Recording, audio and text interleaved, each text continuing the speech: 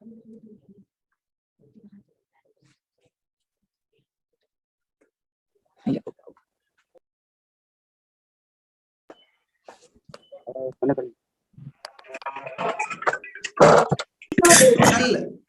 हमने अर्थात पिछले क्लास में हमने 10th इकोनॉमिक्स के पहला चैप्टर के कुछ पॉइंट को पढ़ाए थे और आज उसके शेष पॉइंट को पढ़ाएंगे।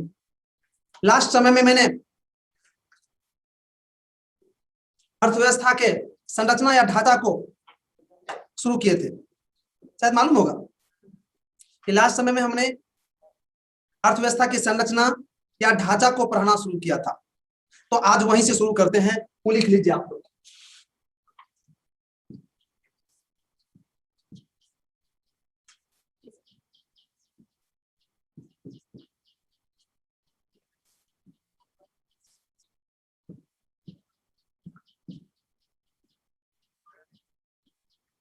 यही पॉइंट था लास्ट समय में, तो एक बार आप लोग पेन नीचे कीजिए, मैं थोड़ा सा री कर देता हूं। हमने बताए थे कि अर्थव्यवस्था की संरचना का मतलब अर्थव्यवस्था के अंतर्गत या किसी एक देश के अंतर्गत जितनी भी क्रियाएं संपादित होती है उसी को कहा जाता है अर्थव्यवस्था की संरचना। अर्थात जितनी भी काम संपादित होती है, जितने भी काम संपन्न होता है, उन्हीं काम को ही अर्थव्यवस्था की संरचना कहते हैं। तो बहुत सारे काम आपको देखने के लिए मिला होगा, चाहे एक देश हो कि पूरी दुनिया की भी जो बात करेंगे हम, तो बहुत सारे काम आप देखते होंगे। कोई पढ़ा रहा है तो एक काम हो गया, कोई दुकान कर रहा है तो भी एक काम हो गया, कोई खेत में काम कर रहा है तो भी एक काम हो गया, कोई लकड़ी काट रहा है तो भी काम हो गया। इस तरह से आप अनेकों काम को देखेंगे। तब फिर अर्थशास्त्र के विद्वानों ने अर्थव्यवस्था की संरचना के अध्ययन के लिए उन कामों को 3 भागों में बांटा था, जिसको मैंने कल उस पर चर्चा किए थे, लेकिन आज पुनः चर्चा करेंगे। ठीक, तो इस पर मैंने कल लिखाया था कि अर्थव्यवस्था की संरचना या ढांचा, तो हम सिर्फ उसको 3 वर्ग में जो बांटा गया था उसी को हम लोग देखेंगे। हमने बताया था कि मोटे तौर पर अर्थव्यवस्था की संरचना में संपादित होने वाले आर्थिक क्रिया को 3 भागों में बांटा गया है, उसको लिखेंगे। 1 नंबर में हमने प्राथमिक क्रियाकलाप लिखे थे।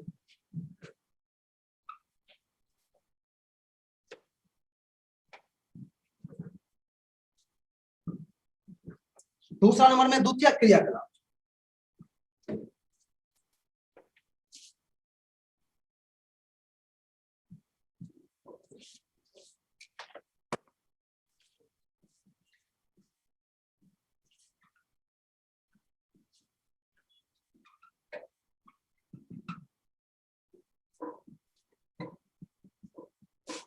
और तीसरा में तृतीयक।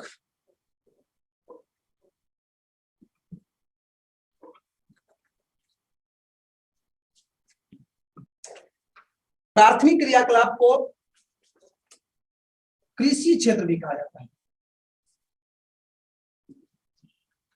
और द्वितीय क्रियाकलाप को उद्योग क्षेत्र कहा जाता है।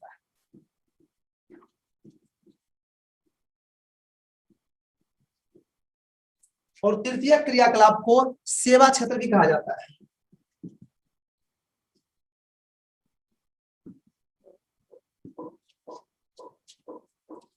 और इन तीनों पर हमने विस्तार पूर्वक पिछले क्लास में बताए थे और आज बस हम 1 मिनट के अंदर बताने जा रहे हैं। प्राथमिक क्रियाकलाप अर्थात मैंने कहा कि जितनी भी काम यहां हो रहा है, जितनी भी काम संपादित हो रही है, टोटल कामों को 3 वर्गों में बांटा गया। पहला है प्राथमिक क्रियाकलाप, जिसको कृषि क्षेत्र भी कहा जाता है। अर्थात कृषि क्षेत्र से संबंधित जो भी काम है उसको पहला वर्ग में रखा गया है। दूसरा में द्वितीय क्रियाकलाप उद्योग, अर्थात फैक्ट्री से संबंधित जितने भी काम हैं उसको दूसरा वर्ग में रखा गया है। और तीसरा सेवा क्षेत्र। सेवा मैंने कल बताया था कि सेवा का मतलब होता है सहयोग करना, अर्थात कोई कुछ करना चाहते हैं और उसको जब उसमें सहायता किया जाता है तो उसको कहा जाता है सेवा क्षेत्र। जैसे मैं सेवा क्षेत्र हूं, क्योंकि आप पढ़ना चाहते हैं, आप आगे बढ़ना चाहते हैं, हम उसमें आपको सहयोग कर रहे हैं, इजी कर रहे हैं, तो मैं सेवा क्षेत्र हो गया। बस का ड्राइवर वो भी सेवा क्षेत्र हो गया, क्योंकि आप कहीं जाना चाहते हैं तो बस का ड्राइवर आपको लेके जाते हैं। इस तरह से आप सेवा क्षेत्र का भी मतलब समझ गए, अर्थात सेवा से संबंधित जो भी काम है उसको तृतीय क्षेत्र के अंतर्गत रखा जाता है। तो आपने तीनों को जान गए संक्षेप में। अब हम चाहते हैं कि तीनों के विषय में थोड़ा थोड़ा लिख भी दे। एक नंबर लिख के आप डैश दीजिए। चाल से सर जी हो। प्राथमिक क्रियाकलाप लिख के डैश दीजिए। लिखिए, इस क्रियाकलाप के अंतर्गत कृषि से जुड़े हुए काम को रखा जाता है, जैसे लकड़ी काटना, गेहूं काटना, फसल लगाना, पशु चराना आदि। द्वितीय क्रियाकलाप देखिए डैश दीजिए, इसके अंतर्गत उद्योग से संबंधित क्रियाकलाप को रखा जाता है, जैसे टेबल डेस्क बनाना, मिट्टी से बर्तन बनाना, कपड़ा का निर्माण करना आदि द्वितीय क्रियाकलाप के अंतर्गत आते हैं। तृतीय क्रियाकलाप, इसके अंतर्गत सेवा से संबंधित क्रियाकलाप को रखा जाता है, जैसे शिक्षा, स्वास्थ्य, परिवहन से जुड़े हुए कार्य। तो शायद आपने तीनों को समझ गए। अब भी अगर इसमें किसी भी तरह का दिक्कत है, डाउट है, तो हमसे आप क्वेश्चन पूछ सकते हैं। जी पूछिए।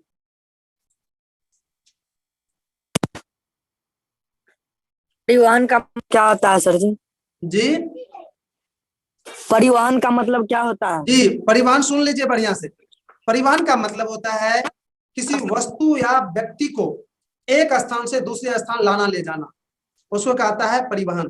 जैसे आप गांव में हैं और आप गांव से सुपौल आइएगा, गेहूं चावल लाइएगा या खुद आइएगा, तो ये काम जो हुआ बस से कीजिएगा, ट्रेन से कीजिएगा, जिससे भी कीजिएगा, मोटरसाइकिल से कीजिएगा, तो ये काम हो गया आपको परिवहन। राइट, बहुत अच्छी क्वेश्चन। और आगे कोई? स्वास्थ्य का मतलब क्या होता है सर? जी स्वास्थ्य का मतलब? नहीं सुन पाए हम, फिर से बोलिए एक बार। स्वास्थ्य का मतलब सर क्या होता है? स्वास्थ्य का मतलब हुआ कि आप जो स्वस्थ रहते हैं, आप जो बीमार नहीं पड़ते हैं, अर्थात डॉक्टर विभाग जो हो गया वो हो गया स्वास्थ्य। यहाँ पर कहने का तात्पर्य कि आप जो बीमार पड़ते हैं तो कौन दवाई देता है? डॉक्टर देते हैं। तो डॉक्टर हेल्प करते हैं ना आपका। चलिए और कोई क्वेश्चन? सर द्वितीय क्षेत्र को सेवा क्षेत्र में कह सकते हैं। हाँ, द्वितीय क्षेत्र को सेवा क्षेत्र में कह सकते हैं। द्वितीय क्षेत्र को नहीं, उसको उद्योग क्षेत्र कहेंगे। तीसरा को कहेंगे सेवा क्षेत्र। तो चलिए, अब लगता है कि आप लोग को कोई डाउट इसमें नहीं है। अब आगे बढ़े हम। अगला पॉइंट होगा अर्थव्यवस्था का प्रकार। बहुत ही अच्छा पॉइंट है आगे अगला, मेरे भाई ध्यान से सुनिएगा इसको।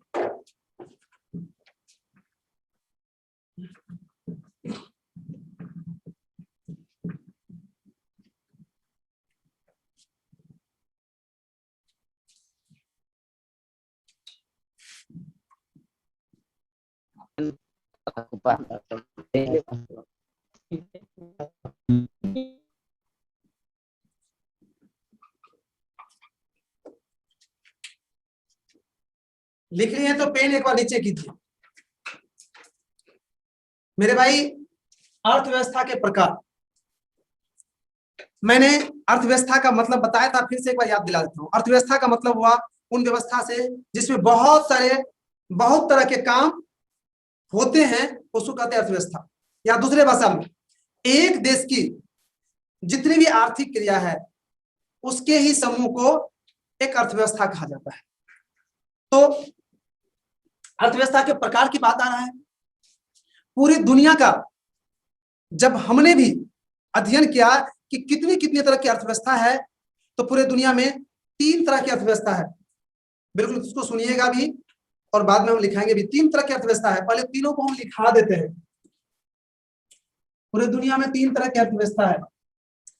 पहला है मेरे भाई पूंजीवादी अर्थव्यवस्था।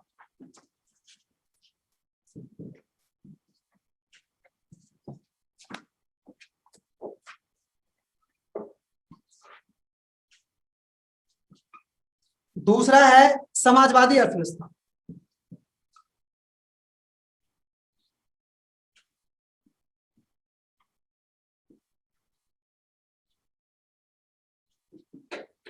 और तीसरा है मिश्रित अर्थव्यवस्था।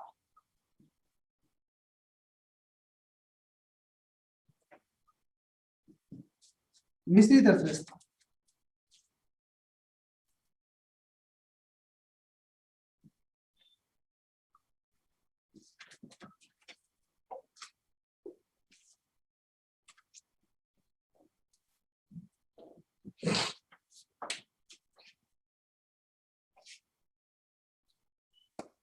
तीनों अगर आप लिख लिए हैं तो एक बार पेन नीचा कीजिए, बिल्कुल ध्यान से सुनिएगा। मैं तीनों अर्थव्यवस्था के संबंध में बताने जा रहा हूं। पहला है पूंजीवादी अर्थव्यवस्था। मेरे भाई पूछूंगा क्वेश्चन अभी तुरंत आप लोग से, हम पूछेंगे क्वेश्चन, क्योंकि मैं पहले भी बताया पूंजीवादी अर्थव्यवस्था। मेरे भाई उस अर्थव्यवस्था को पूंजीवादी अर्थव्यवस्था कहा जाता है जहां पर उत्पादन के जो साधन होते हैं, अर्थात खास करके कारखाना जो होते हैं, उसको खोलने चलाने का अधिकार सिर्फ पूंजीपतियों को होते हैं। जिसके पास पैसा होती है वही उद्योग खोल सकते हैं, वही उद्योग चला सकते हैं, तो उसको कहा जाता है पूंजीवादी अर्थव्यवस्था। और इस तरह की अर्थव्यवस्था का सबसे बड़ा उदाहरण है मेरे भाई अमेरिका। वहां पर पूंजीवादी अर्थव्यवस्था है, सबसे बड़ा उदाहरण है। उसके बाद दूसरा है समाजवादी अर्थव्यवस्था। मेरे भाई समाजवादी अर्थव्यवस्था उस अर्थव्यवस्था को कहते हैं जहां पर उद्योग खोलने या उत्पादन के साधन को खोलने चलाने का अधिकार सिर्फ सरकार को रहती है। बिल्कुल इसके उल्टा, इसमें तो पूंजीपतियों को रहते हैं, आम लोग को रहता है, लेकिन इसमें सिर्फ सरकार को रहती है। सरकार ही उद्योग खोल सकती है, उत्पादन के साधन खोल सकते हैं, चला सकते हैं, उसको कहते हैं समाजवादी अर्थव्यवस्था। और इसका सबसे अच्छा उदाहरण है रूस। तीसरा है मिश्रित अर्थव्यवस्था।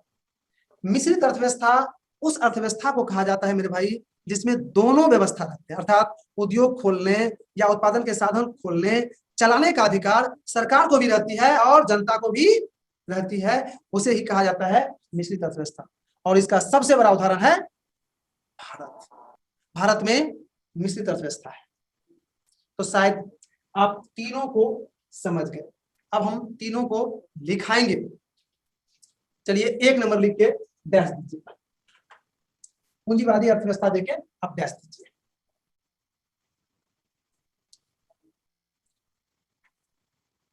देखिए वैसी अर्थव्यवस्था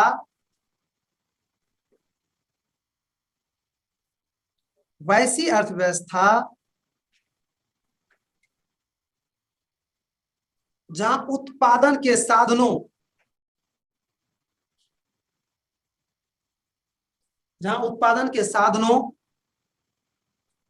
को खोलने और चलाने का अधिकार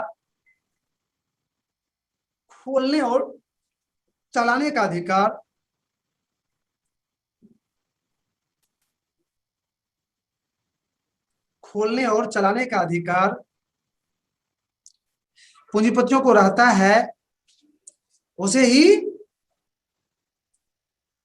पूंजीवादी अर्थव्यवस्था कहा जाता है। जैसे लिख लो मेरे भाई, जैसे देख के डाल दीजिए। जैसे अमेरिका, जापान, ऑस्ट्रेलिया की अर्थव्यवस्था। जैसे अमेरिका, जापान, ऑस्ट्रेलिया की अर्थव्यवस्था।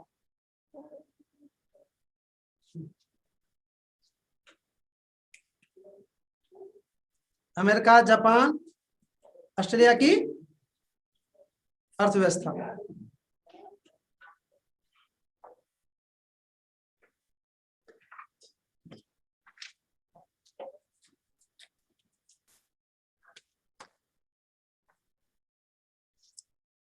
मेरे भाई एक बार इसको रिकर लीजिए। वैसी अर्थव्यवस्था जहां उत्पादन के साधनों को खोलने चलाने का अधिकार पूंजीपतियों को रहता है, उसे ही पूंजीवादी अर्थव्यवस्था कहा जाता है। जैसे अमेरिका, जापान, ऑस्ट्रेलिया की अर्थव्यवस्था। तो इस तरह से आपने पूंजीवादी अर्थव्यवस्था को समझ गए। लेकिन आज समाजवादी और मिश्रित अर्थव्यवस्था को हम लिखा नहीं पाएंगे, चूंकि आपका समय समाप्त हो रहा है। अगर पूंजीवादी अर्थव्यवस्था में किसी तरह का दिक्कत है तो आप हमसे डाउट क्लियर कर सकते हैं।